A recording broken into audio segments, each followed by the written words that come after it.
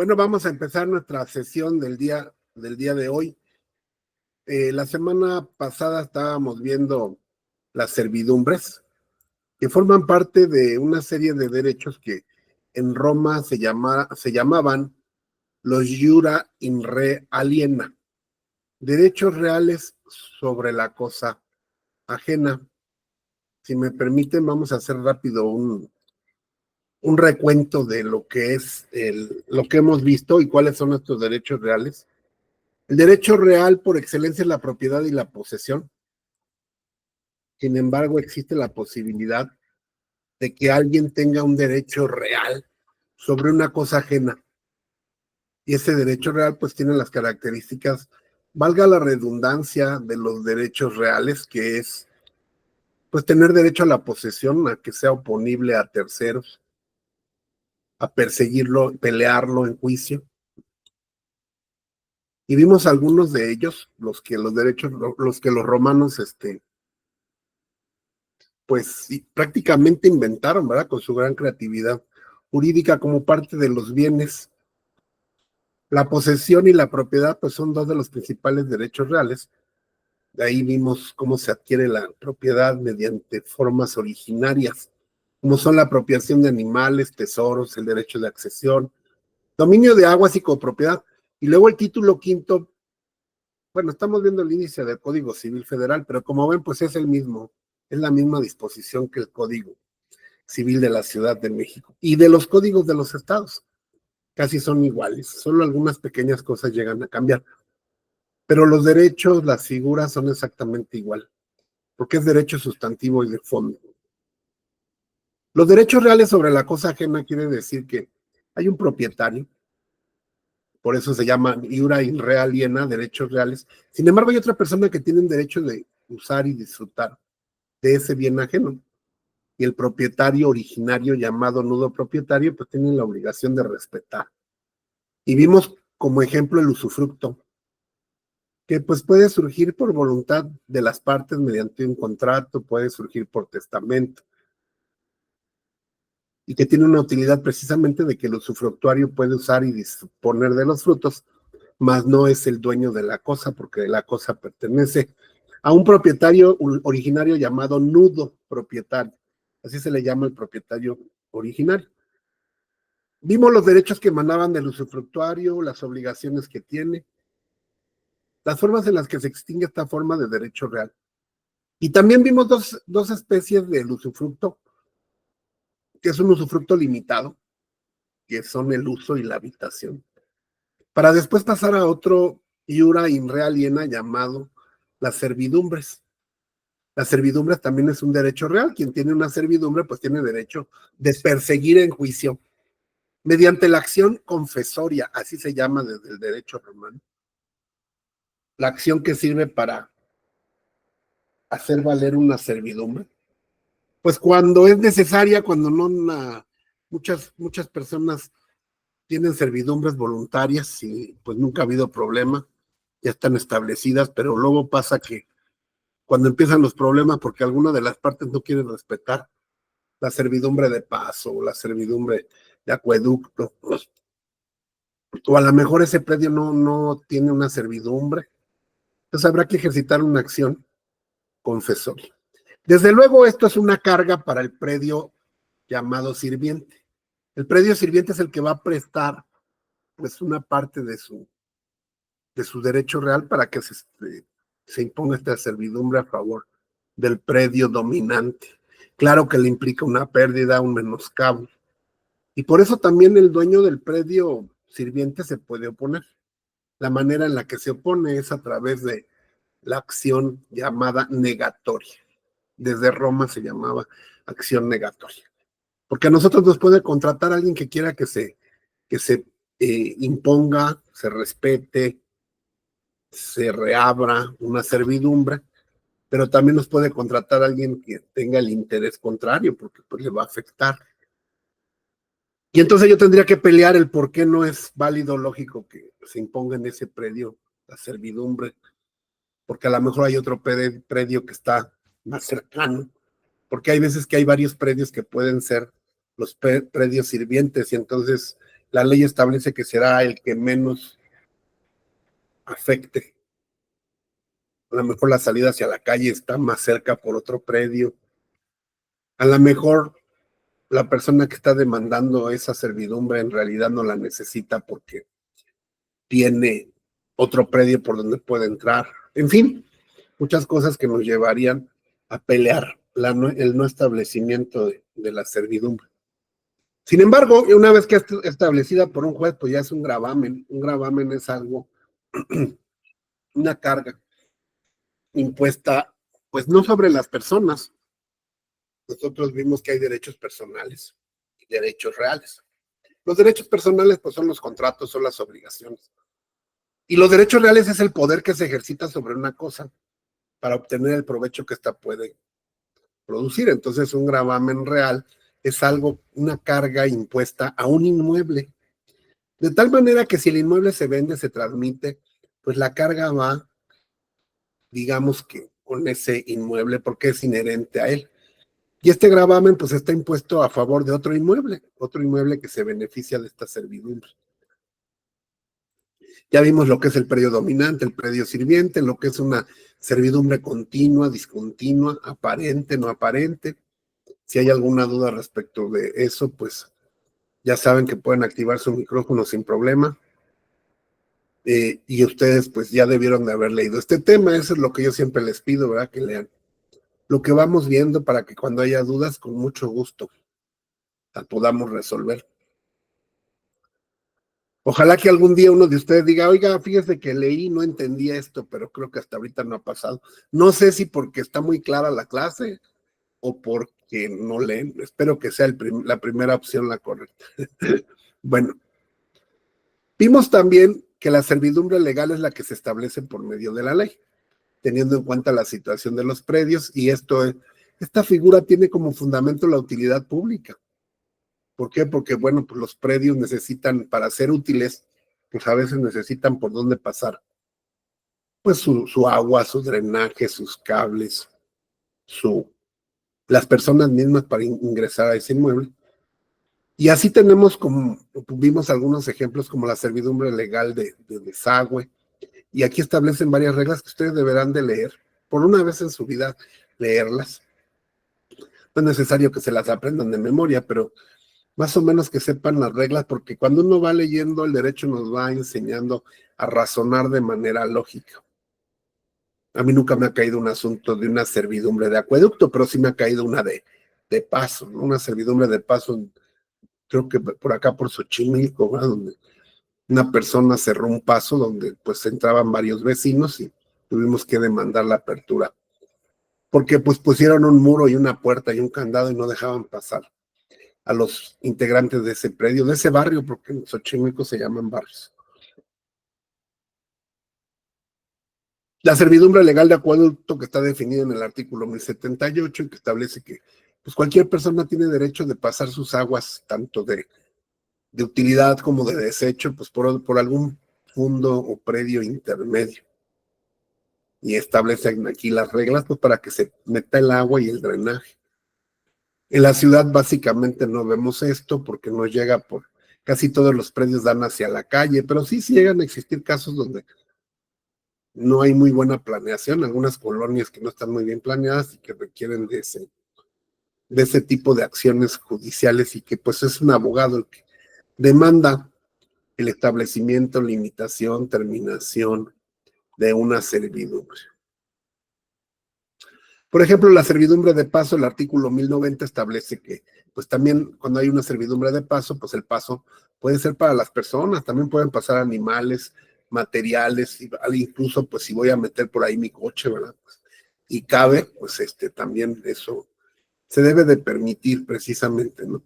¿Qué pasa cuando los terrenos son pantanosos? En fin, no tendría el caso, repito, en este caso de estudiar, leer todo, porque no sabemos, ¿no? Si nos vaya a caer, pero ustedes sí léanlo, porque yo ya lo leí una vez en mi vida y a veces la gente no nos da tiempo cuando nos consulta, simplemente nos dice, oiga, quiero una consulta, ¿no?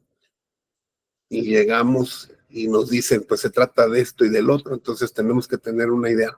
Nunca vamos a saber ¿Cuándo nos va a caer un asunto de estos? Puede haber, todavía hay muchos casos. Hay colonias nuevas, hay cuando Ciudad de México, la zona conurbada, se va extendiendo, pues hay muchos problemas de este tipo. El artículo 1097 establece la servidumbre legal de paso, que en qué consiste, cómo se va a determinar, pues de preferencia por común acuerdo, pero si no es así, pues tendrá que demandarse. Bueno, personas que tienen problemas también porque algún árbol esté en algún paso de servidumbre, todo eso está previsto aquí. Y si no está previsto, pues será el juez el que lo determine, porque a diferencia de la materia penal, en materia civil establece la Constitución. Acuérdense ustedes que en materia penal dice el artículo 14 constitucional que no se permite la interpretación ni la analogía. ¿Qué quiere decir?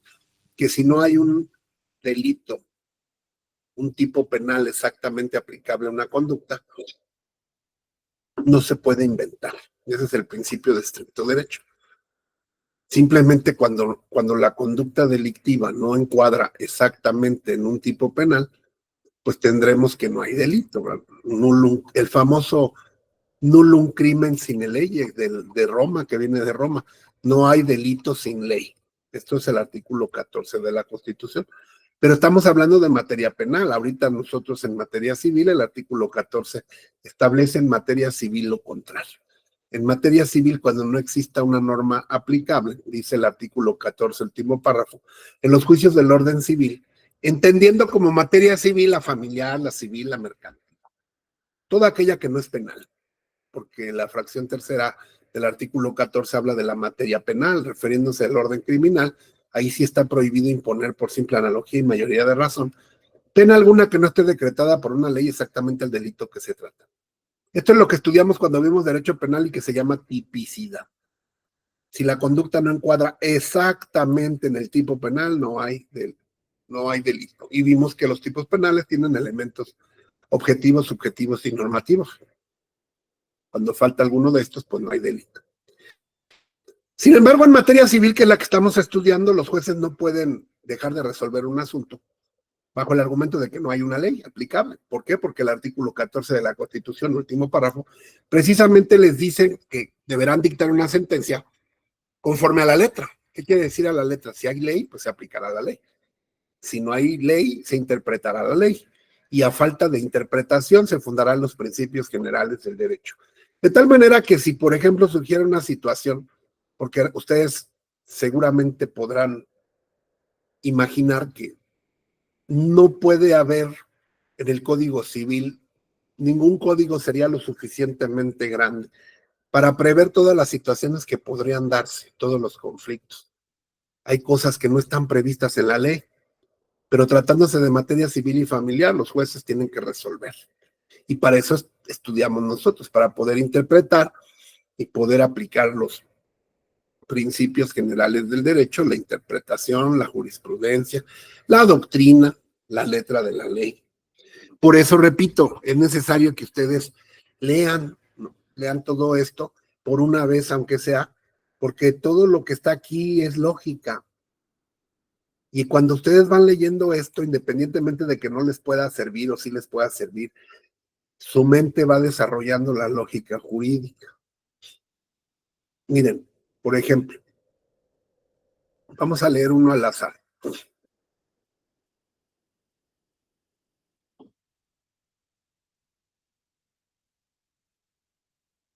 En la servidumbre de paso, el ancho de este será el que baste para las necesidades del predio dominante a juicio del juez. Y ahí te pones a pensar y dices, pues sí, efectivamente, ¿no?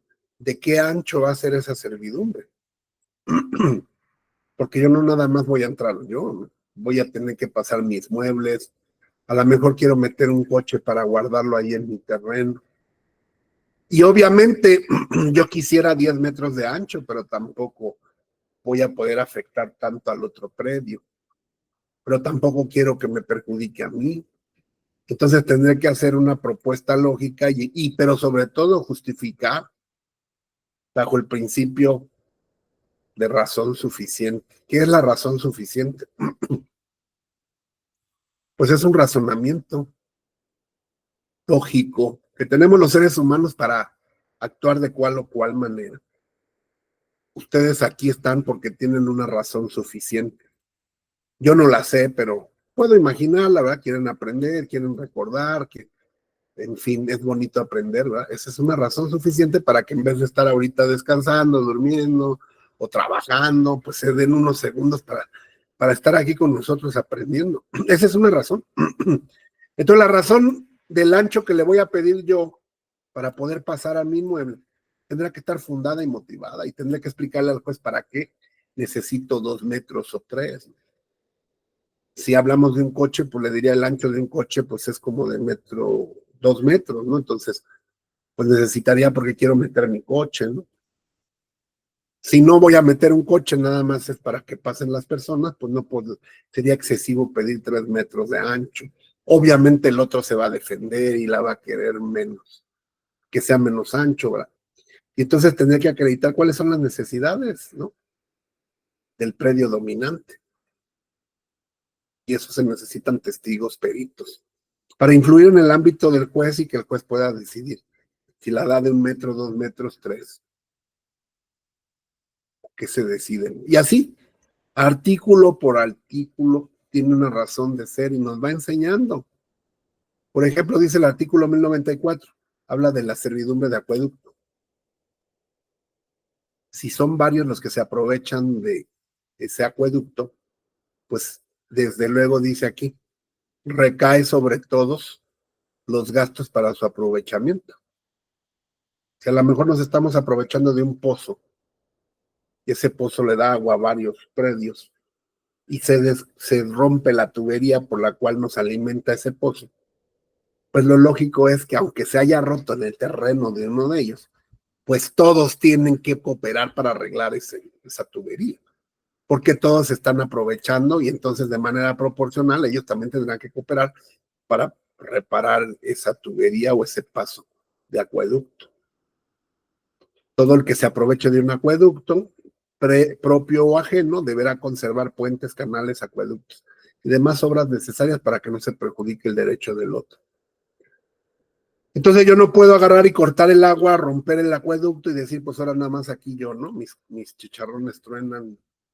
Eso fue lo que generaba muchas guerras allá por el Medio Oriente, por el río Nilo, ¿no? Que a veces los ríos los cerraban y no dejaban bajar el agua para los demás, y entonces muchas guerras en esos lugares han sido precisamente por el agua.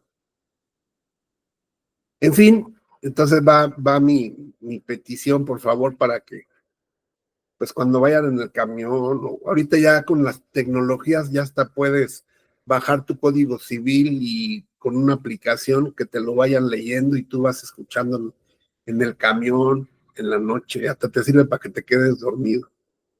Si no te gusta leer, aunque lo ideal es leerlo. Yo les sugiero que siempre impriman sus códigos, yo los tengo impresos y los voy subrayando, les voy poniendo anotaciones. Y eso va haciendo que la mente vaya registrando y además vas teniendo tu herramienta lista para que el día que te toque un asunto, pues tú sepas dónde encontrar, tengas una idea. No te pido que te aprendas de memoria los artículos, eso sería tonto, pero sí que aprendas a tener ese razonamiento que nos da la lectura de todas las figuras jurídicas. Las servidumbres voluntarias, pues sí, desde luego por su propio nombre, muchas veces pues, la gente se pone de acuerdo y ellos de simple voluntad ya tienen ahí establecidas servidumbres que ni sabemos ni cuándo ni cómo, pero pues cuando nacimos o cuando entramos a ocupar ese terreno ya estaba establecida, ¿no? Y a lo mejor ni siquiera está constituida como un derecho real, porque una vez que se constituye como derecho real, porque un juez ha decretado en su sentencia que hay una servidumbre, esta se puede inscribir en el registro público de la propiedad y se vuelve, como lo dijimos, pues una carga o un gravamen para el predio sirviente. ¿Cuáles son las obligaciones de los propietarios, de los dueños de los predios sirvientes? Pues desde luego, ¿verdad? Aquí están, no interrumpir la servidumbre, no dañar al otro. Desde luego, pues los gastos y demás correrán a cargo de los beneficiarios, porque pues yo bastante tengo con haber perdido parte de mi terreno como para todavía tener que generar gastos. ¿Cómo se termina la servidumbre? También ya lo vimos por el no uso, por la consolidación. Es decir, que el propietario de un predio dominante y sirviente se consoliden o se confundan.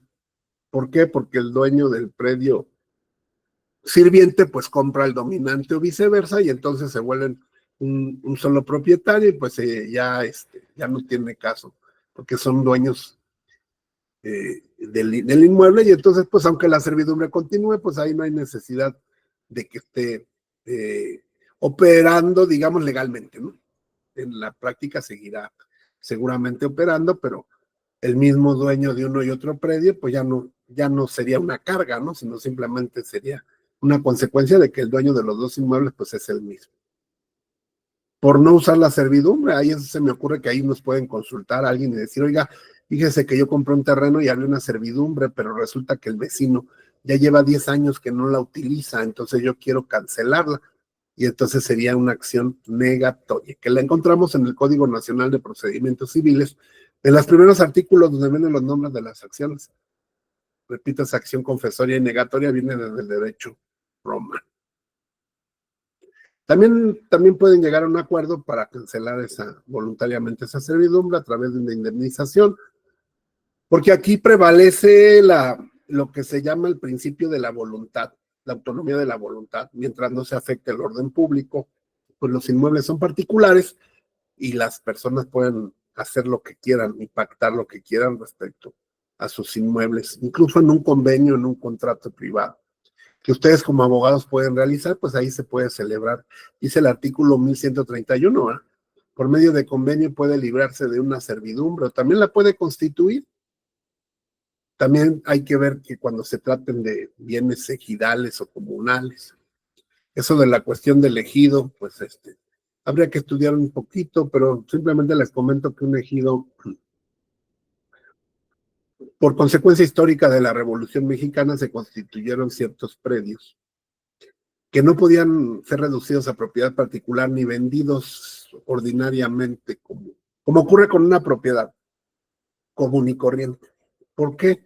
Recuerden ustedes que la Revolución Mexicana, cuyo lema era tierra y libertad y no reelección y todas estas cuestiones, se da precisamente porque los campesinos empezaron a vender sus tierras a los latifundistas ante la imposibilidad de poder trabajarlas, cultivarlas, pues las vendieron y los latifundistas acapararon estas tierras, generando a la larga un movimiento social de revolución para poder recuperar la tierra.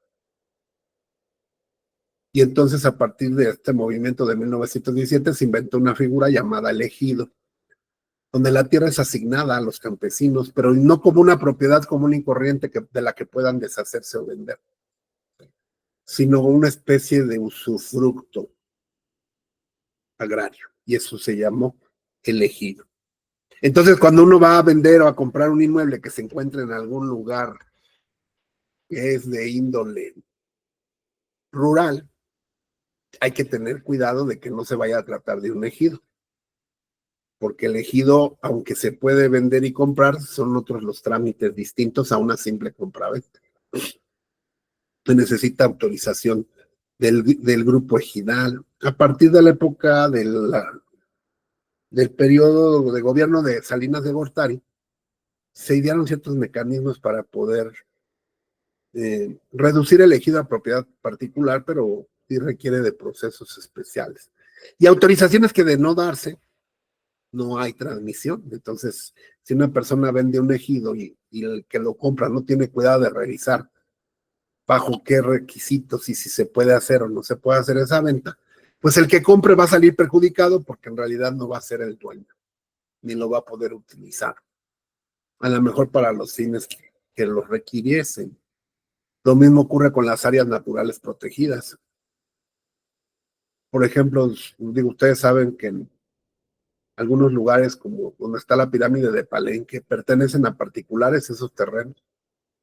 En el desierto de los Leones hay terrenos que son de particulares, pero pues eso y nada es lo mismo. ¿Por qué? Porque son áreas naturales protegidas y tú no puedes hacer ninguna actividad como construir, vender, tirar árboles, poner un mercado, nada de eso, ¿no? Entonces en realidad eres dueño de nada y si te venden eso, pues te van a vender algo que no se puede aprovechar. económicamente. Bueno, terminamos con la servidumbre. No sé si queda alguna duda con las servidumbres. Servidumbres de paso, de acueducto, de pastoreo, de desagüe, de ventanas, para pasar cables. ¿No hay dudas? Bueno, seguimos. Ahora vamos con otra figura que se llama la prescripción. La prescripción tiene su antecedente en una figura del derecho romano llamada la praescripte longi tempori, que es pues la prescripción por el transcurso del tiempo largo. La prescripción es un medio de adquirir bienes o librarse de obligaciones mediante el transcurso del tiempo y bajo ciertas condiciones que la ley establece. También es una invención abstracta, donde pues el sistema romanista de derecho pues, estableció esta figura donde pues ante el transcurso del tiempo, la falta de interés o el interés de una persona sumada al tiempo, más otras condiciones pueden operar en dos sentidos. La prescripción positiva es una manera de adquirir bienes por el transcurso del tiempo y se llama usucapión cuando recae sobre inmuebles. Por el transcurso del tiempo tú te puedes convertir en dueño de un inmueble por usarlo. Usus quiere decir usus, capir quiere decir agarrar. Por tener en posesión un inmueble por el transcurso que marca la ley, tú lo puedes usucapir o convertirte en propietario. Pero hay que cubrir con los requisitos que marca la ley y que más adelante vamos a revisar. Entonces muchas personas van a llegar a ustedes pues pidiéndoles el trámite de una usucapión, porque esas personas a lo mejor pues ya están desde hace 10, 15, 20 años en posesión de ese inmueble, concepto de propietarios, pacífico, continuo, público, de buena fe, que son los requisitos que marca la ley para que ustedes demanden una usucapión. El juez va a verificar que se hayan dado los requisitos de ley y dictará la sentencia que establezca que ha operado la usucapión y que entonces la persona que es simplemente poseedora se convierte en propietaria. Bueno, más adelante vamos a ver cuáles son los requisitos. Esa se llama prescripción adquisitiva o usucapión. Hay otra prescripción que se llama la prescripción liberatoria o extintiva. La prescripción liberatoria o extintiva sirve para librarse de obligaciones mediante el transcurso de cierto tiempo y bajo las condiciones establecidas por la ley. También las obligaciones tienen un tiempo para exigirse. Si en ese tiempo no se exigen, el derecho de las partes o la acción prescribe. En todas las materias existe esto. Por ejemplo, en materia penal existe la figura de la prescripción.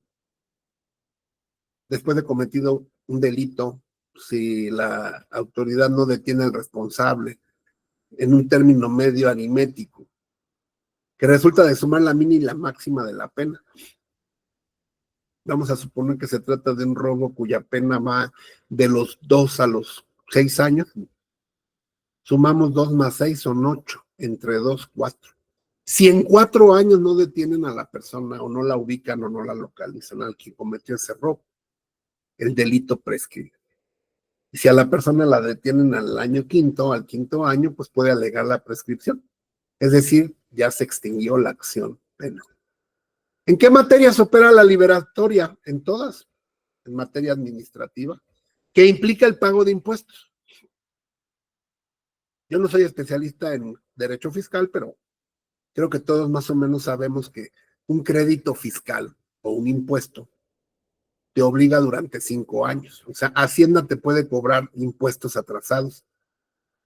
De 5 años para acá, si Hacienda no te ha cobrado impuestos de 5 años para atrás, los impuestos de 5 años para atrás ya están extintos por falta de interés por parte de Hacienda. Por eso todos los que llevamos contabilidades personales conservamos nuestros pagos de 5 años para atrás, porque si te cae un problema, Hacienda te va a revisar 5 años hacia atrás. 5 años estés al corriente en el pago de impuestos, porque de 5 años, pero 5 años para acá, ¿no? Pero de 5 años hacia atrás ya no pueden cobrarte porque la potestad de Hacienda de cobrar impuestos está prescrita como lo establece el Código Fiscal y las leyes relativas, dependiendo del tipo de impuesto que se trate. Solo estoy poniendo un ejemplo, pero los tiempos y las condiciones pueden variar.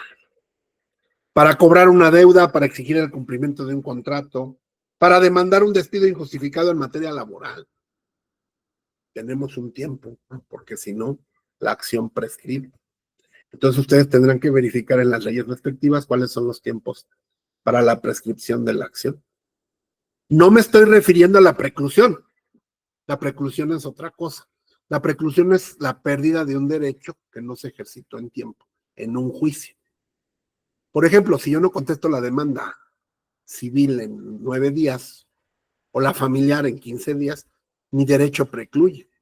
Mi derecho a contestar nada más, pero el juicio continúa. Hay otra figura que se llama la caducidad. Si en 40 días las partes no promueven un juicio, los juicios se mueven a instancia o petición de las partes. Es decir, las partes tienen que estarlo promoviendo, moviéndolo, presentando escritos, solicitando actos. El juez no lo mueve de oficio, a menos que se trate de una cuestión familiar. Pero el principio de instancia de parte es que tú debes de promover, las partes que tienen el interés procesal tienen que promover su juicio. Si un juicio o un procedimiento queda parado por más de 40 días, de oficio, el juez lo va a caducar. Eso se llama caducidad. Quiere decir que por falta de interés procesal de las partes, ya no vas a poder continuar con ese juicio. Entonces, ¿qué es lo que quiere decir esto? Que tú tienes que, la obligación de si vas a llevar un juicio, estar al pendiente y no permitir que esté caduque. Entonces, la caducidad es una figura también de tipo procesal. Pero la diferencia entre la preclusión es que la preclusión te permite continuar la instancia. La caducidad termina con la instancia. Tendrías, si quieres continuar, tendrías que solicitar otro juicio, tendrías que promover otra instancia. Y la prescripción, que es la que nos ocupa ahorita, esa no necesita que haya juicio. Esa no necesita de un juicio, no se da en los procedimientos, se da fuera del procedimiento. Por el simple hecho de que te deben y tú no demandas, o te corrieron y en 2 meses, 40 días, creo que son 2 meses, no demandas el despido. Hacienda tiene 5 años que tienes créditos de hace 5 años que no te los cobra. Y en materia civil vamos a ver, porque lo que regula el Código Civil, pues es la materia civil, ¿no? ¿En qué tiempo opera? Bueno, entonces ya tenemos qué es la prescripción, tu relación con el tiempo. Los 2 tipos de prescripción, la adquisitiva llamada usucapión, en el artículo 1136 está, y la liberatoria, que también está en el 1136, que sirve precisamente para liberarse de obligaciones, y que se llama prescripción negativa. También debemos de entender que hay derechos y hay obligaciones que son imprescriptibles, que no entran al amparo de esta figura. No todas las figuras son prescriptibles. Por ejemplo, si nos vamos a nuestro Código Civil, nosotros vimos alimentos. Los alimentos, por disposición del Código Civil, son imprescriptibles. ¿Qué quiere decir esto? Sí, que yo no puedo decir, bueno, es que ya tengo 5 años de no darle alimentos a mis hijos y por lo tanto, como no me los han reclamado, ya la acción prescribe. No, los alimentos no prescriben porque son de orden público. Y eso está en la ley. No es de que tú lo tengas que inventar. Por eso es que tenemos que leer la ley.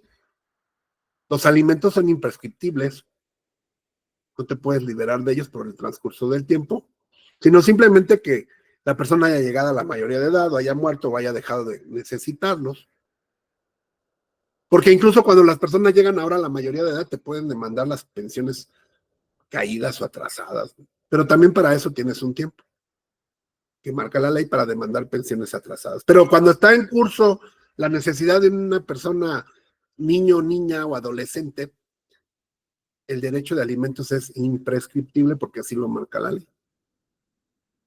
También hay delitos que no prescriben, como los delitos de delincuencia organizada, a donde no corre la prescripción.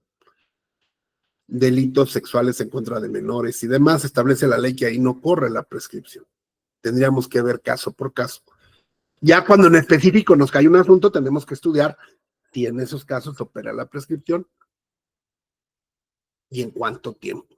Porque cuando contestemos la demanda, como demandados, podemos interponer como excepciones, ¿no? Una de las excepciones es la prescripción.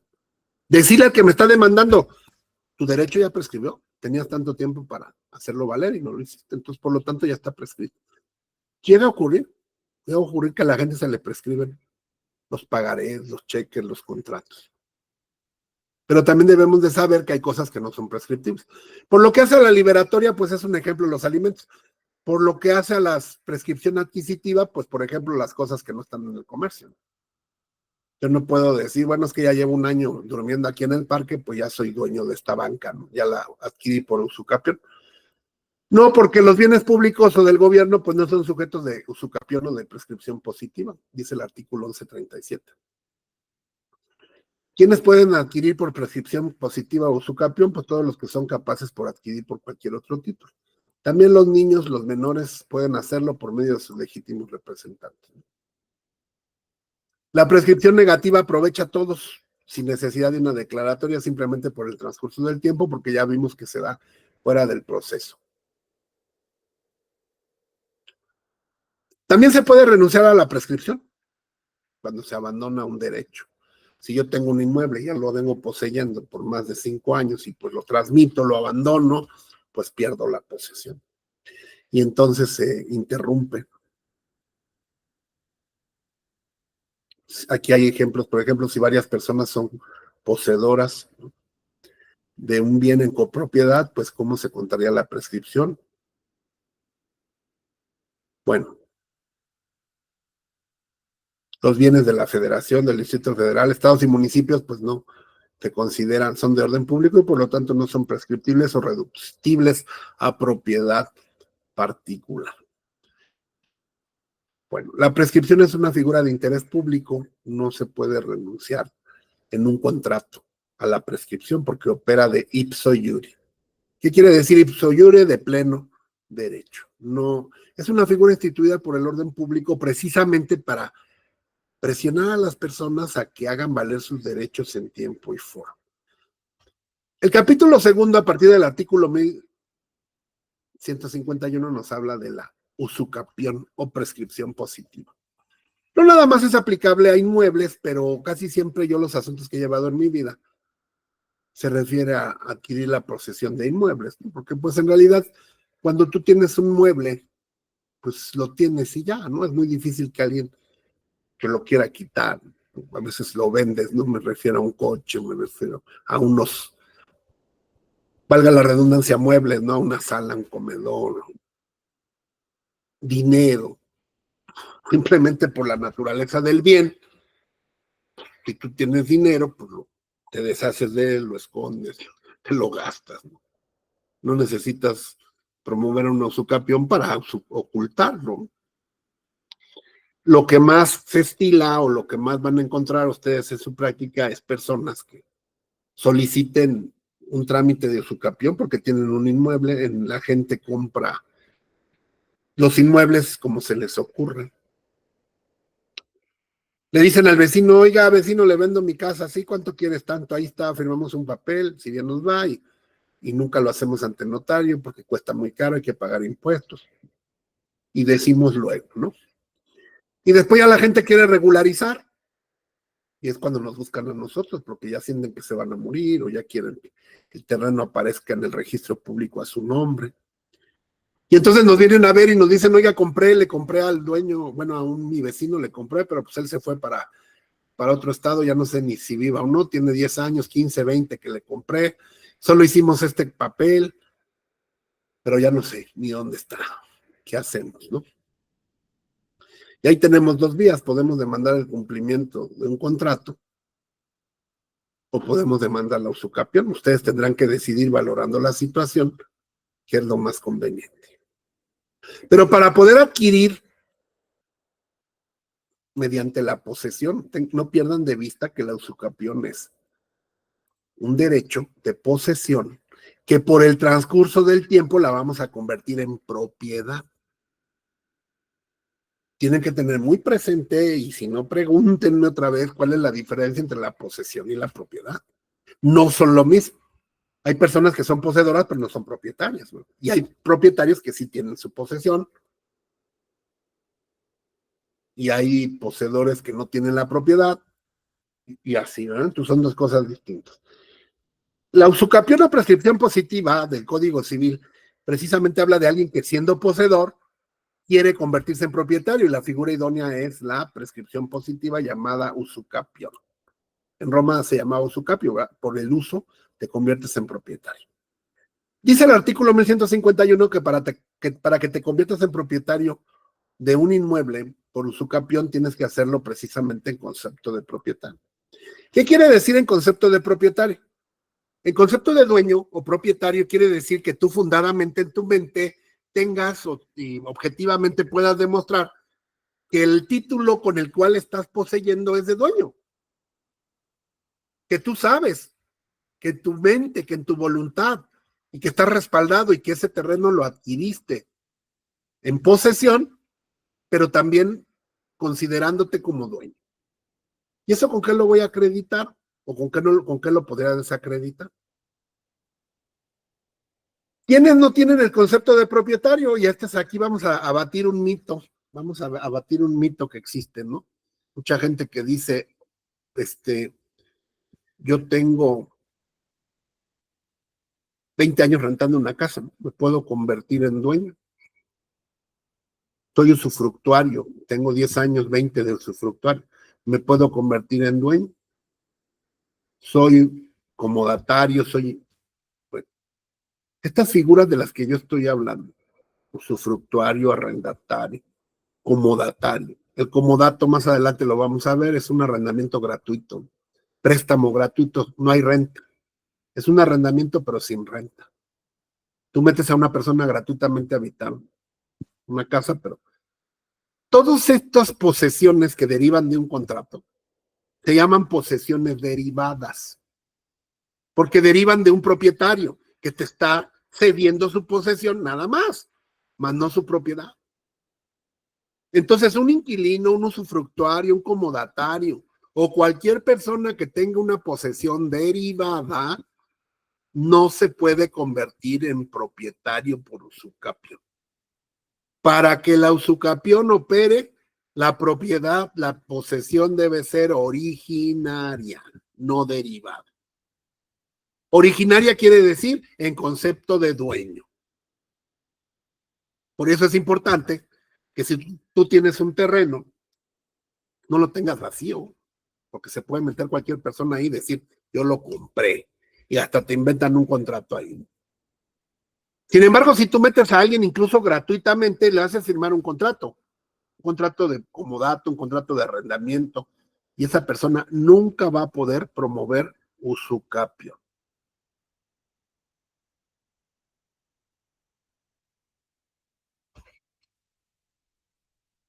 No sé si hay alguna duda.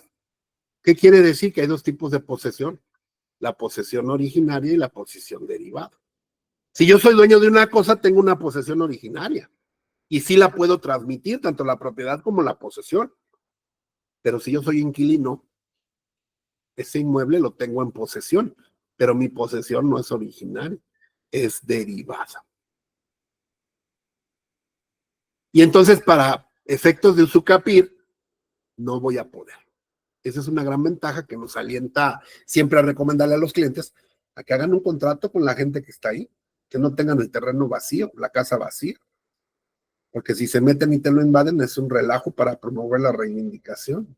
Digo, eso es de lo que trabajamos y lo que vivimos nosotros, pero sale muy caro. Hay gente que nada más anda viendo que está vacío para meterse ahí. Entonces muchas veces la gente dice es que yo no quiero rentar o es que nadie paga la renta porque está muy feo el lugar, lo que sea. Pues como sea, métete a alguien ahí que te firme un papel y ya, ¿no? Con ese papel firmado ya tienes un poseedor derivado que en primera no va a dejar que otra persona se meta y segundo, el día que tú quieras, lo puede sacar de una manera más sencilla que a un poseedor originario o a un invasor o un paracaidista, como le llaman. Esto es bien importante entonces porque la calidad de concepto de propietario generalmente se acredita con un contrato escrito, de que alguien hace 10, 20 años me vendió, me transmitió, me regaló, me donó, y entonces yo no me metí, yo no me lo robé, yo no soy inquilino, yo no soy incomodatario, yo no soy usufructuario. Cuando yo entré ahí, en mi mente, en mi cabecita, tenía yo la idea de ser propietario y así lo demuestran los papeles que yo tengo. Por eso cuando vas a promover un usucapión, le dices a la gente, tráigame todos sus papeles que usted tenga, todo lo que tenga que ver respecto al inmueble. Y tú revisando papeles, pues ya determinas y dices, pues sí tenemos un contrato, tenemos un papel que nos puede demostrar ese concepto de dueño. Además, esa posesión debe de ser pacífica. ¿Qué quiere decir pacífica? Que nunca haya sido molestado mediante actos judiciales o demandas. Continua, que no se haya interrumpido. La manera en la que se puede interrumpir o romper esa pacificidad es precisamente mediante demanda. Pública. Pública quiere decir a la vista de toda la gente, los vecinos y demás que la hayan visto. Y para que esto opere, preguntarán ustedes, ¿cuánto tiempo se necesita? Bueno, además de que la posesión sea en concepto de propietario pacífica, contiene y pública, se requieren 5 años cuando se trata de propietarios con estas características de buena fe, pacífica, continua y públicamente. Como mínimo 5 años de estar como poseedor para poder promover un subcapión. O también 5 años cuando haya sido objeto de una inscripción de posesión, que es una jurisdicción voluntaria, precisamente que se llama una jurisdicción voluntaria de plenaria de posesión, reconocimiento de posesión. Donde yo voy con un juez y le digo, quiero que vengas a hacer una inspección, una certificación de que yo estoy en posesión de este inmueble. Ahí no hay pleito, no hay lío, simplemente el juez va a hacer una inspección y se va a dar cuenta que tú estás ahí, que ocupas, que vives, que tienes recibos de la luz, que pagas el agua, el predial. Y con esa constancia plenaria de posesión, dentro de 5 años, ya tendrás tu título de concepto de propietario para demandar la usucapión. Eso también lo hacemos los abogados. Porque a lo mejor la gente dice es que tiene un año que yo entré en posesión de esto. Entonces, pues tendría que esperarse el tiempo que marca la ley. O bueno, ya ustedes verán si se puede hacer. Yo digo, no es que hagamos cosas chuecas ni nada, pero pues hay veces que cuando no hay dueños ni hay nada, pues tú puedes tener 2 o 3 años y vas a decir que son 5, ¿no? Pero ante la ley lo que tienes que acreditar son mínimo 5 años. Esa inscripción de posesión se hace mediante una jurisdicción voluntaria precisamente para reconocimiento de esa posesión. Eso lo hacen también los abogados y es una jurisbol. Ahora, suponiendo que tú posees de mala fe, ¿qué quiere decir de mala fe? Bueno, que no tienes título, simplemente pues alguien te dijo, pues métete ahí, ¿no? Y tú sabías que esa persona pues a lo mejor ni siquiera era el dueño. Le diste un dinero para que te cediera la posesión, pero no tienes ningún título originario que demuestre tu buena fe, que entraste como propietario, simplemente no tienes papel. Entonces, aquí se requieren, el tiempo aumenta a 10 años. Y además también que sea en concepto de propietario, pacífica, continua y pública. Ahora, cuando entras a través, hay que tener en cuenta que la posesión de mala fe es una posesión que no tiene origen, no tiene causa, no tiene fundamento, pero es distinto al delito de despojo. Cuando alguien se mete en un terreno sin tener derecho, comete despojo. Dice el artículo 1153 que cuando adquieres tú la posesión mediante un delito, tiene primero que prescribir el delito para que de ahí se empiece a contar el tiempo o los 10 años para que se prescriba de mala fe. Y esta es una sanción al dueño, ¿no? Al dueño del inmueble, porque el dueño del inmueble pues no ha demostrado ningún interés por recuperar su posesión. Y si en 10 años más el tiempo en la que se haya prescrito el delito no lo ha hecho, pues quiere decir, o la ley presume que no le interesa, ¿no? Y entonces por eso le permiten a un poseedor, incluso de mala fe, y habiendo despojado, convertirse en propietario. Claro que el tiempo es largo, porque si nos vamos al delito de despojo, el delito de despojo debe de tener una penalidad de por ahí de los 7 a los 15 años, ¿no? De, dependiendo del valor del inmueble, pónganle ustedes, vámonos más bajo de 5 a 10, que sea una media de 8 años para que prescriba el delito de despojo, más 10 serían 18 años, 20 años para poder demandar la prescripción. O sea que una persona que se mete a la fuerza, a la mala, mediante despojo, sí se puede convertir en propietario por usucapión. Sin embargo, un inquilino o alguien a quien le rento o alguien a quien le doy una posesión derivada nunca podrá convertirse en propietario por usucapión. Tengan en cuenta eso, para que siempre les sugieran a la gente que si tienen inmuebles no los tengan vacíos, porque si los tienen vacíos, aún metiéndose de mala fe, las personas o invadiendo se pueden convertir en dueños por el transcurso del tiempo. Y otras circunstancias que ustedes ya deben de saber también, que pues no es tan sencillo meter un juicio y ganarlo y después sacar a la gente. Hay gente mañosa, brava, hay mañosos, ¿verdad? Si tú vas a un lanzamiento, pues es hasta peligroso. Hay gente que, abogados que los han matado en los lanzamientos. O la gente es mañosa y cuando ya los vas a lanzar se lo pasan a otra persona y entonces esa persona promueve un amparo y entonces tú le conceden el amparo y entonces tienes que iniciar un juicio contra el que está ahí metido. Y son despojadores profesionales que simplemente se quedan con los inmuebles.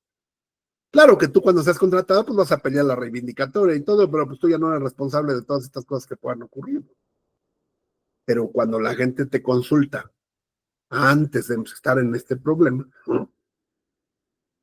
pues le debes de sugerir que no tenga el terreno la casa vacía. Eso es lo mejor. Porque una casa vacía, pues es un cheque al portador, es como un coche abandonado en la vía pública. Cualquiera se mete y se lo lleva. Una demanda de usucapión, pues al rato se la subo al chat para que ustedes vean cómo se promueve.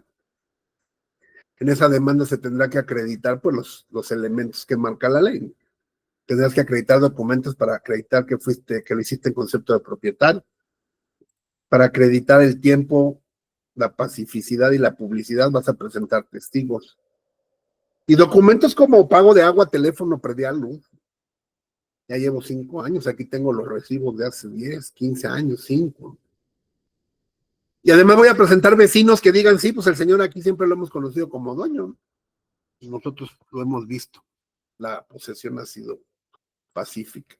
Nunca ha sido interrumpida porque pues no hay ninguna constancia de que lo hayan demandado.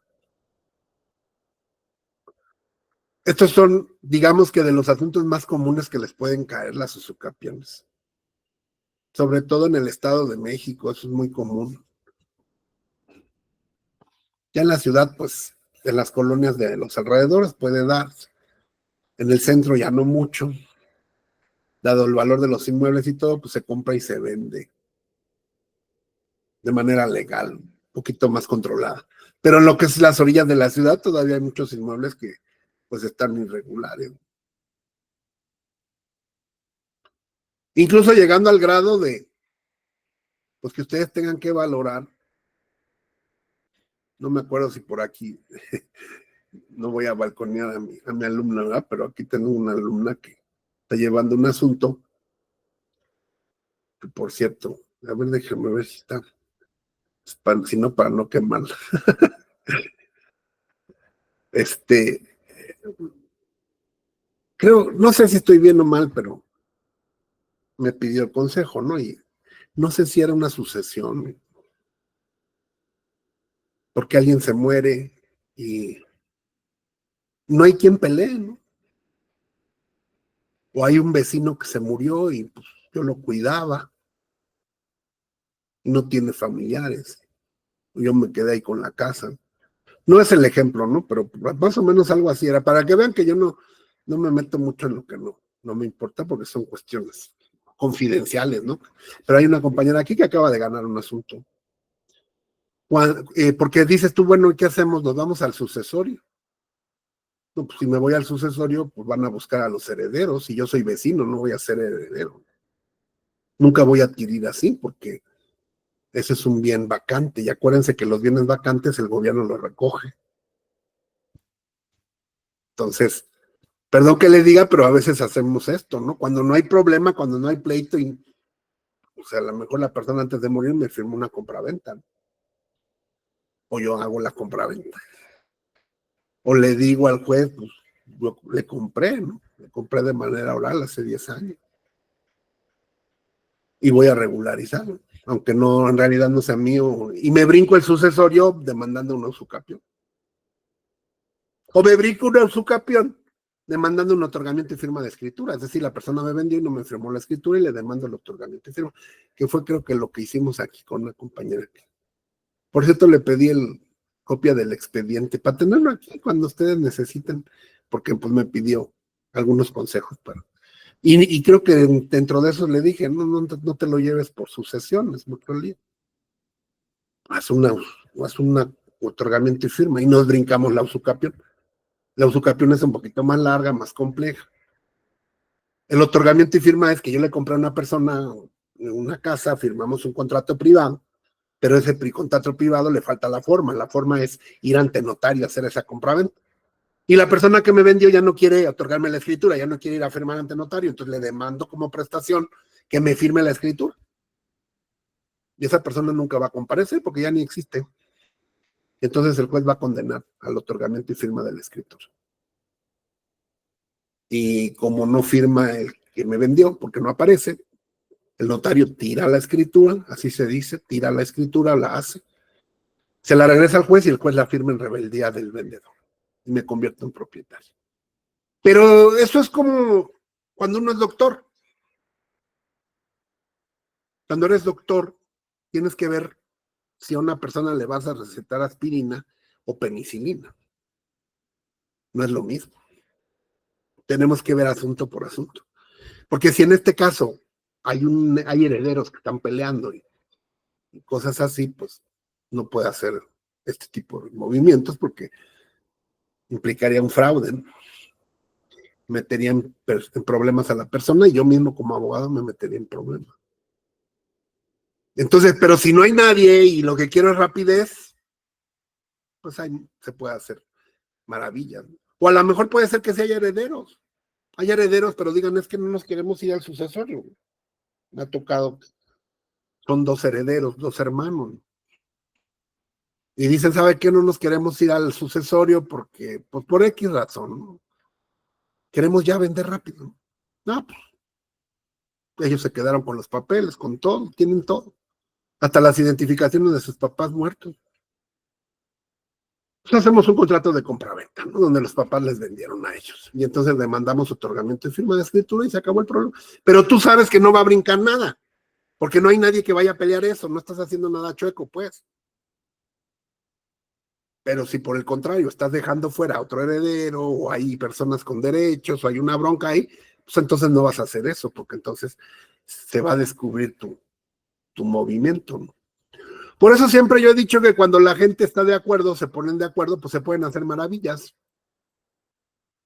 Se pueden arreglar las cosas mediante varias figuras, ¿no? Por eso ustedes tienen que conocerlas todas. Porque vuelvo al punto, ustedes son como médicos, ¿no? Y el médico le receta al enfermo la mejor medicina, la más rápida. A lo mejor puede ser una aspirina que vale 10 pesos y no necesitas irte al tratamiento de quimioterapia, ¿no? Pero porque en realidad no era un cáncer, sino era un dolorcito, un pequeño quiste que con una intervención pequeña se quita. Es igual, ¿no? Aquí a lo mejor es una situación que no tiene problema, perdón, no vas a tener oposición, no hay contraparte y entonces sí puedes recomendar, pues ya sea una usucapión o un otorgamiento y firma para brincarte una sucesión. Lo mismo que cuando a veces a una persona la van a embargar, porque debe dinero, firma un pagaré, y llega a ocurrir, yo no digo que yo lo haga, ¿verdad? Pero llega a ocurrir que la gente se autoembargan. ¿Qué es un autoembargo? Pues la gente viene a ver al abogado. ¿Sabe qué? Pues pedí 100,000 pesos y firmé unos pagarés, unos cheques. Y pues no tengo para pagar y ya me van a embargar la casa, ¿no? Y entonces pues yo le digo a una amiga que tengo que se llama Lucero, ¿verdad? Digo, fíjate, Lucero, échame la mano, ¿no? Yo confío en ti, entonces te voy a firmar yo unos pagarés a ti, me embargas rápido. Entonces llega Lucero y embargan por 200, por 1,000,000 de pesos, que es lo que vale la casa. Le gana el otro. Ya cuando llegue el otro, pues ya está embargado por Lucero. Y entonces hay una regla que dice primero en tiempos, primero en derechos. Y entonces primero liquidan la casa y se le pagan a Lucero y luego ya con lo que sobre le pagan al otro. Y si no alcanza, pues ya no le pagan por la vía civil. Eso se llama autoembargo, porque yo estoy de acuerdo con Lucero. Es un fraude que estamos haciendo para evadir el cumplimiento de un verdadero acreedor. Pero resulta que si Lucero no es tan buena amiga, pues ella es la dueña ya de la casa. Puede darme o no darme el dinero a su voluntad. Esos son los autoembargos que seguramente pues se hacen, ¿no? ¿Para qué les voy a decir que no? El abogado, la gente cuando viene con un abogado, pues busca soluciones, busca cosas. Pues no somos santos, pero también debemos de asumir que ese tipo de cosas pueden tener una consecuencia, ¿no?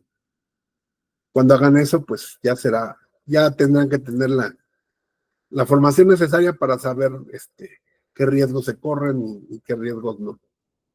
Pero eso existe, los famosos autoembargos. De la misma manera que no se puede saber a ciencia cierta si una persona tiene 3, 4, 5, 10, 15 años, si no existe alguien que se oponga y diga, pues no es cierto. El problema viene cuando hay una contraparte. Cuando hay una contraparte, ahí sí te van a pelear y te pueden acreditar fraudes y cosas que te pueden llevar a la cárcel, incluso siendo abogado. Pero bueno, toda la gente le hace saber pues todo y ya ellos tomarán sus decisiones.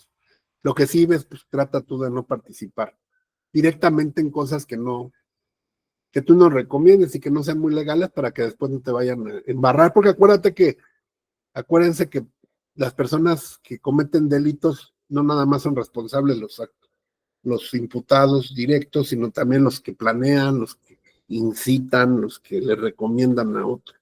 Hay varias formas de participación delictiva, el autor intelectual, el autor material, el cómplice, el copartícipe. Y generalmente cuando a la gente le cae una bronca porque hiciste algo chueco, pues lo primero que hacen es decir es que el abogado me dijo, ¿no? Y entonces te conviertes en cómplice, copartícipe, instigador y te pueden meter en un lío. Tampoco les digo que anden con miedo. No, no hay muchas cosas que se tienen que hacer y uno tiene que correr los riesgos. Gracias a Dios, pues yo sí he hecho muchas cosas, no malas, pero he agilizado cosas con estas figuras que les explico. Y pues no, nunca he tenido un problema porque no lo receto cuando no debe ser. Eh, Hay amigos que sí se han metido más a fondo, ¿no? Y se han aventado embargos y cosas así. Y pues tampoco les ha pasado nada. Pero ya tendrías que tener muy mala suerte o hacerlo con mucho cuidado, ¿no? Si vas a hacer las cosas, hacerlas bien, tratar de no involucrarte. Pero repito, tienes que tener valor. Una de las cosas que caracterizan a los abogados, ¿no?, es el conocimiento, pero también el valor. Porque si vas a andar con miedo, pues los doctores cuando operan con miedo, pues no pueden operar. Tienen que tener valor para meter el cuchillo y meterlo sin miedo. Porque si tienen miedo se equivocan y cortan mal. Igual el abogado tiene que ir sin miedo y además, pues si está haciendo las cosas como deben de ser, pues no hay de qué temer, ¿no? Pero repito, todo esto será, ustedes lo decidirán caso por caso. Cada caso es distinto, son como, dicen por ahí, decimos los abogados de broma, los asuntos son como los hijos, todos son distintos. Ahorita no podemos dar una generalidad porque depende del asunto que les caiga. Prescripción negativa, artículo 1058. es la liberatoria. Esa se verifica solamente por el transcurso del tiempo. Simplemente por transcurrir el tiempo tú te puedes liberar de una obligación. El artículo 1160 dice la obligación alimenticia es imprescriptible. Y también lo encontramos en el capítulo de alimentos. En 2 años prescriben los sueldos, honorarios, salarios, jornales o cualquier otro servicio que se haya hecho de manera civil. ¿Qué es esto? ¿Hay un trabajo civil y un trabajo laboral? Sí. Por ejemplo, yo trabajo en una escuela los fines de semana donde estoy por honorarios. No soy un trabajador, porque no tengo un horario de 8 horas, no estoy subordinado al patrón, no tengo prestaciones como vacaciones, aguinaldo, nada de eso. Pero tampoco voy al local todos los días ni cumplo un horario. Simplemente presto mis servicios como maestro por el régimen llamado honorarios. Yo doy una clase y me la pagan mediante un recibo de honorarios. No recibo un sueldo, sino un honorario. Ustedes cuando le llevan un asunto a una persona no son empleados de esa persona, no son trabajadores de esa persona, son abogados. Como abogados van a cobrar honorarios. Y entonces su relación no va a estar regulada por el derecho laboral, sino por el derecho civil. Y entonces ustedes en ese régimen tendrán 2 años para cobrar sus honorarios si es que no se los pagó alguien que haya ocupado de sus servicios profesionales. Tratándose de sueldos, salarios y jornales, ahí sí nos tendríamos que ir ya a la Ley Federal del Trabajo. Porque hay un principio de derecho que nunca se le debe de olvidar, ¿eh? Es necesario que incluso lo anoten, ¿no? La ley especial prevalece sobre la general. La ley especial prevalece sobre la general. Cuando un asunto esté regulado por una ley especial, se deberá de aplicar la ley especial. Por ejemplo, aquí estoy ante un código civil, pero el código civil no establece las relaciones que se dan por cuestión del trabajo. El artículo 123 de la Constitución establece que hay una ley especial que se llama la Ley Federal del Trabajo, para trabajadores que le trabajan a empresas particulares, o la Ley Federal de los Trabajadores al Servicio del Estado para los que le trabajan al gobierno, apartado B del 123. Entonces, tratándose de un salario, de un sueldo, pues no voy a aplicar el Código Civil. ¿Por qué? Porque hay una ley especial, y la ley especial es la Ley Federal del Trabajo. Por eso yo de inmediato le dije, bueno, a mí para honorarios sí me aplican los 2 años, pero para salarios voy a tener que ir a la Ley Federal del Trabajo para ver en cuánto tiempo prescribiría un salario. Porque ante esta ley que es general, está la ley especial, que es la ley laboral. Si yo quiero saber en cuánto tiempo prescribe un delito, pues me voy al Código Penal. Si quiero saber en cuánto tiempo prescribe un pagaré o un cheque, pues el pagaré y un cheque son títulos de crédito. Entonces me voy a la Ley Federal de Títulos de Crédito, no al Código Civil, porque es un documento mercantil.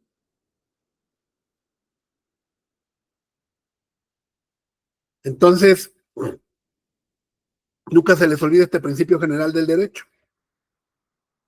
Una norma especial prevalece sobre la general.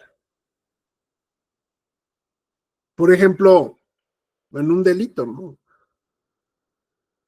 Ahorita pasó ahí con la youtuber esta que le dio de puñaladas a la otra, ¿no? Hay un delito que es lesiones, pero hay una norma especial que habla de cuando tienen la intención de matar a alguien, pues es tentativa de homicidio. Entonces la norma especial nos habla de un homicidio, de una tentativa. Su intención era matar, porque yo no entiendo cómo alguien que le da 10 puñaladas a una persona no puede tener la intención de matarla. Claro que la quería matar. Entonces prevalece la norma especial que nos habla de un feminicidio o de un homicidio. Habría que ver si se dan los elementos del feminicidio, dado que la agresora era mujer también. En fin, tendríamos que buscar la norma específica. Cuando yo soy funcionario público y dispongo del dinero de una institución, pues el delito no es robo. Hay otro delito especial cuando uno dispone de fondos públicos, que no se llama robo si no tiene otra tipificación. Entonces ahí prevalecería la norma especial porque mi carácter de funcionario público me remite a una norma especial. Y nosotros por eso como abogados debemos conocer todo el orden jurídico mexicano. No sé si les enseñé alguna vez, pero de una vez les enseño. Otra vez, si es que ya lo vimos, la página de Orden Jurídico Nacional. Desgraciadamente que pues ya la mocharon porque le quitaron los tratados internacionales, pero siguen existiendo otro tipo de leyes. Orden Jurídico Nacional, esta página de la Secretaría de Gobernación.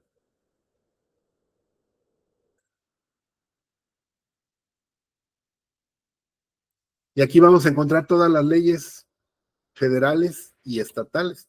Si quiero ver leyes federales, le doy aquí y aquí están todas las leyes federales. Leyes que aplican en todo el país y que son de materia federal. Entonces, por lo menos, yo no creo que vayamos, ni yo lo he leído todo. Pero, por ejemplo, yo sí sé que existe una ley aduanera, ¿no? Si alguna vez me toca ver un asunto aduanal o algo, pues voy a leer esta ley, porque sé que existe una ley agraria, una ley de aeropuertos, por lo menos lean los títulos, ¿no? Ley de asociaciones religiosas y culto público, ley de aviación civil, ¿no? Los aviones tienen nacionalidad, por eso traen banderas, aquí está todo. Ley de ayuda alimentaria para los trabajadores, por lo menos la lectura de los títulos, ¿no? Nos vamos a llevar sorpresas porque pues todo está regulado por la ley. La ley de protección al ahorro bancario, si me roban mi dinero en el banco por alguna situación, pues voy a tener que leer esto. Ley de la seguridad interior, ahorita que Donald Trump quiere meter al ejército norteamericano a combatir a los narcos. Todas estas son leyes federales. Ley federal de cinematografía, ley de competencia económica, ley federal de correduría pública, defensoría pública, en fin, sorteos, ley. Miren, aquí están todas las leyes federales. Ya nada más le doy clic aquí, ya abre la ley y la bajo a mi máquina. Eso es por lo que hacen las leyes federales, por lo que hacen las leyes locales. Pues también ahí en ese orden jurídico están ordenadas precisamente por el ámbito estatal. Le doy aquí clic en el ámbito estatal y aquí aparecen los estados de la República. Por ejemplo, vámonos al Estado de México. Aquí está el Estado de México. Le damos clic. Se llama ordenjurídico.gov. Esta página es de la Secretaría de Gobernación y cuando vimos nosotros introducción al estudio del derecho, se acordarán que las leyes se publican en el Diario Oficial de la Federación. Entonces, la Secretaría de Gobernación es la que publica el Diario Oficial y entonces pues está muy actualizado en estos temas.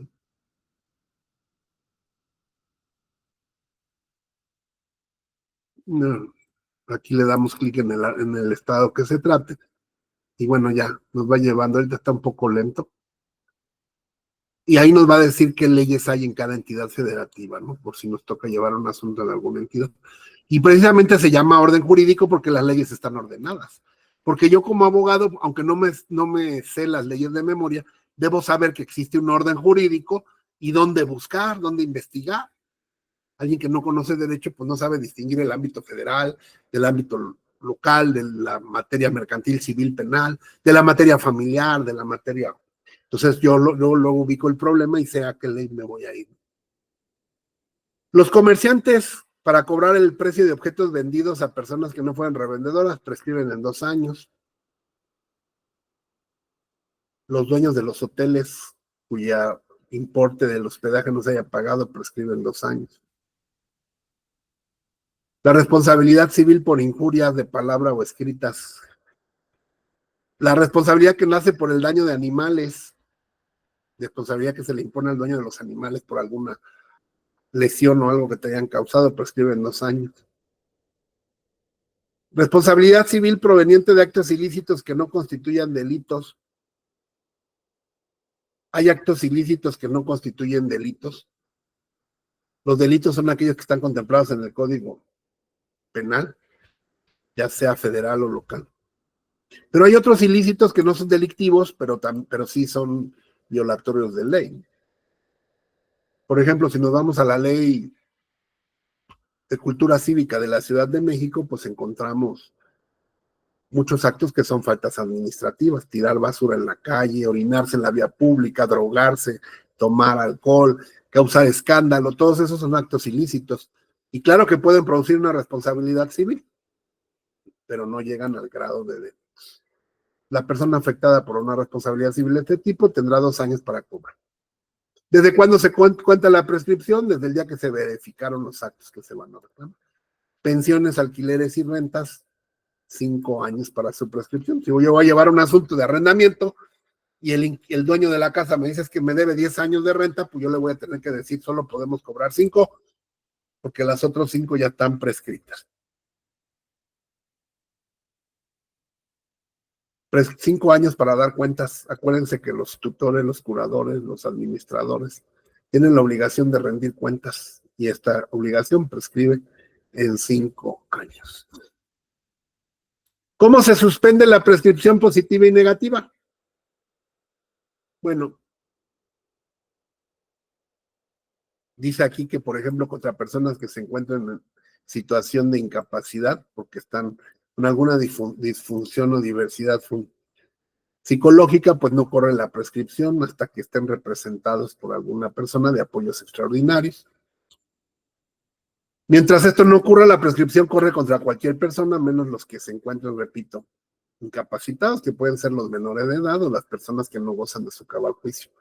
Aunque la ley ya declaró inconstitucional la declaratoria de interdicción, de todos modos las personas que tienen problemas mentales y que no se pueden gobernar a sí mismos, claro que están protegidos, porque eso podría ser en su perjuicio.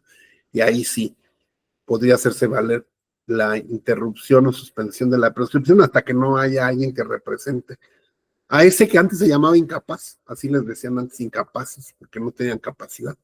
Ahora ya no es muy correcto llamarles así por el lenguaje de derechos humanos. Lo correcto sería llamarle persona con diversidad funcional mental, que requiere de la figura de apoyos extraordinarios que están en el Código Civil. El Código Nacional de Procedimientos Civiles y Familiares, hay una nueva figura para las personas que antes se les sometía a una tutela o curatela, y la tutela y curatela ahorita solamente está reservada para los niños, niñas y adolescentes. Las personas que tienen una afección mental o discapacitados psicosociales serán representados mediante la figura de apoyos extraordinarios, tomando en cuenta el grado de discapacidad mental que presente. Porque si se trata de una persona con síndrome de Down que puede decidir por sí misma, pues el juez le va a dar la libertad para que lo haga, ¿no? Y antes una persona con síndrome de Down, simplemente por ese síndrome, era considerado incapaz, ya no le daban derecho a nada. Todo eso lo va a determinar un juez caso por caso, dependiendo de los estudios y la presentación que se haga de esta persona ante la presencia judicial, para que se determine pues hasta qué grado llega su facultad de entender y querer los actos que está realizando. Entre personas, padres e hijos, no corre la prescripción mientras exista la patria potestad. Entre los esposos tampoco. O sea que si hay deudas, obligaciones, pues no corre. Entre copropietarios no corre la prescripción respecto de un bien común. Personas ausentes que se encuentran en el servicio público, por ejemplo, militares en servicio activo, o cualquier otro servidor público que se ausente del Distrito Federal para prestar ese servicio público, puede alegar eso como causa de suspensión de prescripción, no correrá el término mientras dure ese impedimento. Ahora bien, si alguien me dice, oiga, fíjese que voy a perder mi casa porque alguien la quiere prescribir, bueno, pues lo que tenemos que hacer es interrumpir la prescripción. La prescripción se interrumpe y empieza a contar de nuevo el término por las figuras que marca el propio artículo 1168 del Código Civil, cuando la persona es privada de la posesión de la cosa por más de un año, por una demanda o cualquier otro género de interpelación judicial notificada al poseedor. Entonces, lo que tenemos que hacer es indicarle a esta persona, vamos a demandar de inmediato para interrumpir la prescripción y que no te vayan a demandar la usucapión. Todas las demandas interrumpen la prescripción. Y entonces, ¿por qué? Porque entonces ya la posesión ya no sería pacífica, continua, ni pública, porque ya no es pacífica, dado que ya hay una demanda. Y hay alguien que está peleando esa posesión. Aquí hay varias reglas, pero cuando son varios deudores, varios acreedores, ¿cómo va a correr? Y por último, dice el Código Civil que el término para la prescripción se cuenta por años. Los meses se regulan por el número de días que les correspondan, es decir, febrero tiene 28, en esta ocasión creo, marzo tiene 31, ¿no? No, hay veces que se consideraba a todos de 30 o 31, ¿no? Ahora depende de, se contarán por los días que le correspondan a cada mes. Pero para hacer valer estas cuestiones de prescripción, como ven ustedes, pues casi está operada por años. 5 años, 10 años de mala fe. En algunos otros casos, en otras leyes tendremos 10 años, 3 años, 2, en fin. Los días se cuentan enteros, son de 24 horas. Mucha gente dice, oiga, ¿y si le echan 50 años de cárcel a una persona, cuenta el día y la noche? No. El día es de 24 horas, entonces 50 años son 50 años de 24 horas, no son 12 y 12. También para la prescripción. El título octavo hablaba de los derechos de autor. Todavía cuando yo estudié la carrera, los derechos de autor estaban regulados aquí. En algunos artículos que aquí, como pueden ver ustedes, están derogados, porque se publicó una ley que se llama Ley sobre el Derecho de Autor. Esta ley sobre el derecho de autor, que es una ley federal, pues vino a derogar todas estas disposiciones. Y entonces ahora las cuestiones relativas al derecho de autor ya se volvieron un tema especial.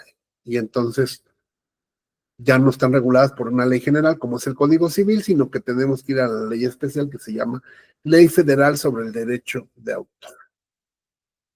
Y bueno, luego ya entramos al libro tercero que se llaman las sucesiones. Nada más voy a dejar las bases para que no revolvamos una cosa con otra. Pero pues viene un tema muy importante. También aquí van a tener mucha chamba. Las herencias, porque todo el mundo se muere. Cuando alguien dice, vamos a poner un negocio, dicen, vamos a poner ¿qué será bueno? Es un restaurante, ¿va? Porque todo el mundo come. Y hoy comemos y mañana otra vez. Y entonces es una necesidad que siempre va a existir. Igual los abogados siempre van a llevar herencias porque la gente se muere. Todos los días se muere la gente y entonces siempre va a haber sucesiones. Herencia, esto es una figura que se empezó a regular desde el derecho romano y que sigue teniendo muchas disposiciones del derecho romano. La sucesión es una herencia que es, acuérdense ustedes, cuando una persona muere su nombre, su domicilio, muere su capacidad de goce, se convierte en un cadáver, ya no tiene capacidad de ejercicio, de goce. Pero hay algo que, de los atributos de la persona que no muere, y esa es su patrimonio. Entonces, el patrimonio es lo que sobrevive a la persona que muere, llamada de cuyus. En Roma, al difunto, al muerto, se le llamaba de cuyus. Y casi nadie sabe por qué se le llama así, porque no estudian derecho romano. ¿Alguien de aquí tiene idea por qué se le dice al difunto de cuyus? Cuando se refiere uno al difunto en una herencia, se le dice el de cuyus. ¿Alguien sabe? Bueno, cuando quieran aventarle un torito a alguien, pregúntenle eso, ¿no? Y yo les voy a decir por qué. Porque las normas de derecho romano, las normas llegaron a nuestro conocimiento, a nuestro estudio, a través de unas leyes que fueron las 7 partidas y algunos otros códigos que llegaron a través de la conquista española. Pero si nos vamos a la historia de Roma, pues toda la historia romana existieron diversos tipos de codificación. Constituciones, códigos, digestos. Justiniano, después de la caída del Imperio Romano, ya en el año 1200 después de Cristo, compiló lo que se pudo rescatar y formó un cuerpo general que se llamó el Corpus Juris Civilis. Dicen algunos que solamente contiene 50% de la sabiduría romana. Imagínense nada más cómo eran de maravillosamente inteligentes los romanos, que lo que tenemos y que es la base de todo nuestro derecho, solamente es la mitad de lo que ellos tenían, porque lo demás se perdió. No había libros, la imprenta se inventan hasta la Edad Media, no había medios electrónicos. Entonces todo lo que se fue pasando fue a través de la enseñanza, de la tradición oral, y entonces lo único que se logró fue que este emperador Justiniano recopilara lo más que se pudo de toda esta gran sabiduría jurídica, de las constituciones, del digesto, de pandectas, de todas las institutas, todos los libros de derecho romano se codificaron en el Corpus Juris Civil. Y ahí, cuando se hablaba de un muerto, siempre la frase que se ponía en las leyes romanas era aquel de cuya herencia se trate. Cuando se hablaba de un muerto se decía aquel de cuya herencia se trata. Entonces por eso se le quedó el de cuyos, el de cuya herencia se trate, porque de cuyos es de cuyos, de cuya, pero en latín. Bueno, ahora ya lo saben ustedes, no se les olvide, porque a lo mejor se los pregunto en el examen. Y cuando le quieran mamentar un torito a alguien, pues pregúntenle eso, ¿no? Y a casi a nadie le gusta estudiar el romano, pero es maravilloso. Bueno, entonces, los derechos que no se extinguen con la muerte de una persona, pues son los que van a ser objeto de una herencia. El tema se llama sucesiones. Las sucesiones, pues todo aquel bien o derecho que no extinto por la muerte, pues se va a diferir para sus herederos, para las personas que subsisten. Hay dos formas de repartir las herencias. Las herencias pueden ser por voluntad del testador o por disposición de la ley. Por voluntad del testador se llama testamentaria, porque para hacer eso hay que hacer un testamento. Entonces, una persona que hace su testamento está decidiendo quién va a ser el que le va a suceder en sus bienes para cuando muera. Y eso lo hace por voluntad en un documento público o privado que se llama testamento, cuyas formas vamos a ver más adelante.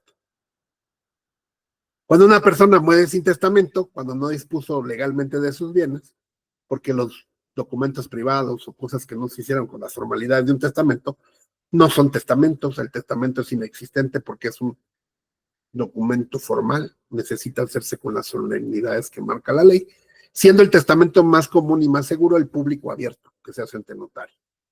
De ahí en fuera, las disposiciones hechas en documentos, o mucha gente se está muriendo el familiar y lo hacen firmar papeles, no, eso no sirve.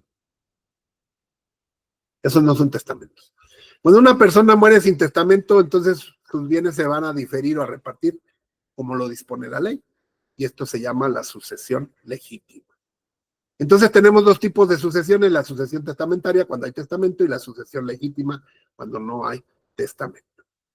La persona que hace testamento puede disponer de totalidad de sus bienes o parte de los bienes. Si dispuso de una parte y de la otra no, pues desde luego que habrá una sucesión testamentaria y habrá una legítima para los bienes de los cuales no haya dispuesto. Porque llega a ocurrir que cuando hacen el testamento, a lo mejor lo dispone de manera individual y después compra otras cosas de las cuales ya no dispuso, y entonces respecto de esos bienes se va a abrir la legítima. En la legítima se llama así porque la ley va a presumir quiénes son las personas que, pues si el testador hubiera deseado, quiénes serán las personas que tendrían que sucederlo por disposición de la ley, y desde luego que tendrá que ver relación directa con lo que se llama y conocemos como la figura del parentesco. En su momento les enseñé tipos, líneas, grados, y aquí lo vamos a ocupar, así que pues repasen esos temas, por favor.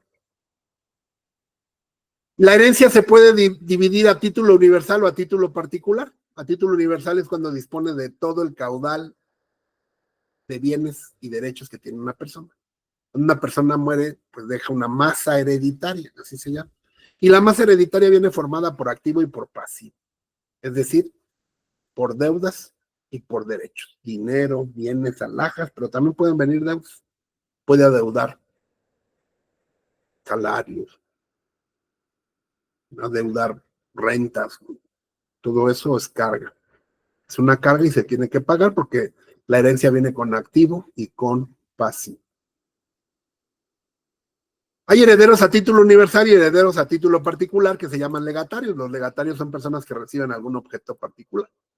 Por ejemplo, a lo mejor alguien muere y dice, bueno, mi heredero universal es mi esposa, pero le voy a dejar solamente mi cuadro de Diego Rivera a mi hija, ¿no? Como le hizo Silvia Pinal, que le dejó el cuadro a la hija Alejandra, ¿no? Entonces ella fue legataria del cuadro, ¿no? Porque le deja solamente un bien en específico. A veces se reparte bien por bien o a veces por porcentajes, ¿verdad? Entonces dice el testador en su testamento, el 50% para mi hijo tal, el 30 para mi hija tal y el 20 para mi sobrino tal. Y eso ya, o lo puede distribuir por cosas, ¿verdad? La casa tal para fulano, el coche tal para sultano. Todo eso pues será con asesoría de los notarios auxilian a la gente. Cuando van a hacer sus herencias y les preguntan qué es lo que quieren, y ellos ya le dan forma legal en el testamento a lo que las partes quieran. Aquí hay varios casos interesantes, por ejemplo, cuando mueren personas que van todas en un mismo en un avión, por ejemplo, ¿no? En un avión van todos y no se sabe quién sucedió a quién, si se matan todos al mismo tiempo. Dice aquí que pues si mueren en el mismo desastre, se les tendrá todos muertos por el mismo tiempo y no habrá lugar a la transmisión entre ellos de la herencia o legado. Bueno, cuando una persona muere, adquiere derecho a una masa, aquí está el nombre de masa hereditaria como un patrimonio común, que viene con activo y pasivo. Los herederos pueden disponer de su derecho a la masa, más no de los bienes, porque no sabemos todavía cómo van a repartirse. Para ello se necesitan, y con esto termino la clase de hoy, los juicios sucesorios se llevan en 4 etapas. La primera etapa es nombramiento de herederos y albacea. La segunda es inventario y avalúo para ver qué cosas hay y cuánto vale. La tercera se llama administración para hacer las cuentas de cuánto se ha gastado, cuánto se ha pagado, cuánto queda. Y la cuarta parte que se llama adjudicación, que es cuando ya se convierten los herederos en propietarios porque opera la transmisión de la propiedad. Entonces todo eso es un trámite que al principio cuando una persona muere no está hecho ese trámite. Entonces yo no puedo decir, ya se murió mi papá y ahorita automáticamente de ipso iure ya soy el dueño de sus cosas. No opera así. Hay que hacer un trámite que se llama sucesión, ya sea intestada o testamentaria. Son las bases, conceptos generales, pero la próxima clase ya veremos todo lo de sucesiones. No falten, porque aquí sí, espero que sí haya dudas, porque de esto van a vivir muchos asuntos, de eso sí, les van a llover asuntos, preguntas, consultas y todo respecto a las sucesiones, o sea que lo tienen que tener bien aprendido. Lo vemos la próxima clase. ¿Dudas? Bueno, pues cuídense mucho y nos vemos el día jueves. Adelante, Lucero. No, doctor, discúlpeme, levanté por error. Ay, fíjate, ya me había emocionado, dije, al fin alguien va a preguntar algo, pero bueno. Es que explica bien, doctor. Hasta ahorita no tengo duda. Créame que el día que la tenga, ya sabe que con todo gusto le voy a preguntar. Pero hasta el día de hoy le he entendido a todos. Acuérdense que tienen que leer, por favor, si ustedes siguen mi consejo, vamos a llegar a buen puerto para que valga la pena esta clase. Que descansen Así y es. muchas gracias. Hasta Buenas luego. noches. Léanse todo lo de Buenas prescripción. noches. Y si les da tiempo, empiecen a leer sus sesiones, por lo menos la primera parte. ¿Sale? Cuídense. Gracias. Bye.